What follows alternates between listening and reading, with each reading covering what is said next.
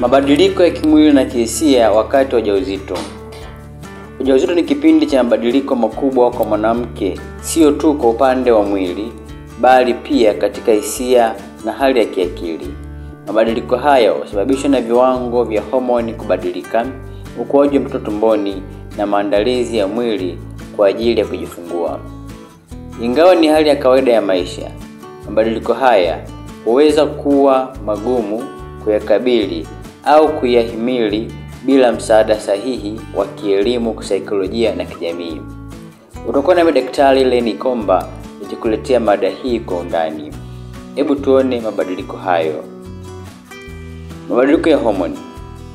Homoni kama estrogen na progesterone huongezeka kwa kiasi kikubwa ili kusaidia maendeleo ya ujauzito. Homoni hizi huwasili viungo mbalimbali vya mwili, mfumo wa mmeng'enyo wa chakula, moyo, ubongo, ngozi na hisia. Mabadiliko ya pili, mfumo wa mzunguko wa damu. Moyo hufanya kazi kwa nguvu zaidi kusukuma damu nyingi kwenda kwa mama na mtoto. Wastani wa damu huongezeka hadi 30 mpaka 50. Mabadiliko ya ngozi. Michirizi, yani stretch marks, mabadiliko ya rangi ya ngozi, chunusi na maski ya ujauzito ni kawaida. Mfumo wa hisia za mwili. Kichefuchefu, kutapika na kubadilika kwa hamu ya chakula na harufu ni kawaida, hasa miezi 3 ya mwanzo. Maumivu na usumbufu wa mwili. Maumivu ya mgongo, shinikizo kwenye kibofu cha mkojo na usingizi mgumu kujitokeza, hasa miezi ya mwisho. Mabadiliko kwenye sehemu za siri.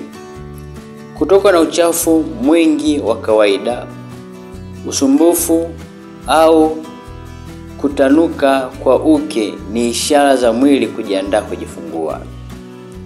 Hebu tuone mabadiliko ya kihisia na kisaikolojia. Tuanze na mood swing, mabadiliko ya hisia.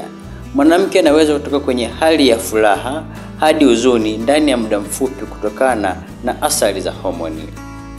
Wasiwasi na hofu. Hofu ya kupoteza mimba, maumivu ya kujifungua au afya ya mtoto ni ya kawaida na inaweza kuathiri afya ya akili. Mabadiliko ya mahusiano. Baadhi ya wanawake hupoteza au kuongeza hamu ya tendo la ndoa.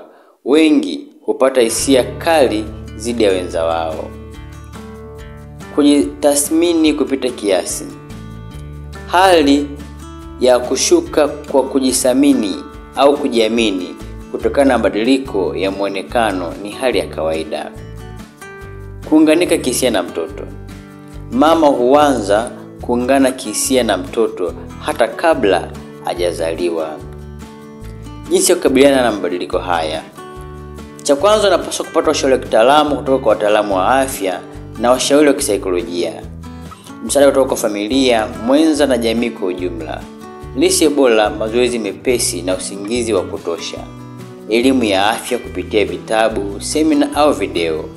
Kutambua kuwa mabadiliko haya ni ya kawaida na ni ya muda. Hitimisho, ujauzito sio ugonjwa, bali ni safari ya kipekee ya changamoto na neema kubwa. Mama mjamzito anapitia mabadiliko makubwa sana ya kimwili, akili na hisia. Ni muhimu yeye mwenyewe, mwenza wake, familia na jamii kwa ujumla kuelewa hali hii na kumpa msaada unaofaa. Kwa kufanya hivyo, tunaleta si tu afya njema kwa mama na mtoto, bali pia tunajenga familia na jamii yenye uelewa na upendo. Ulikuwa nami Daktari Lenny Komba.